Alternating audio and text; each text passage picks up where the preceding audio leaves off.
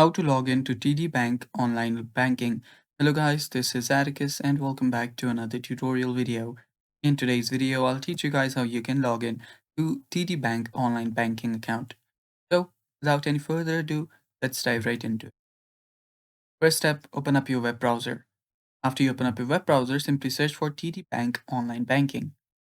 After you search for it, you'll see TD Bank's website. So head over to TD Bank's website right here. And after you're on the TD.com, here you'll see on the top right corner the login option. Simply hover over login and here you'll find online banking option. Tap on it and it will take you to another page. So wait while the page loads and there you'll find the login option. So right there all you have to do is type in your username. So type in your username and after you type in your username, type in your password right here.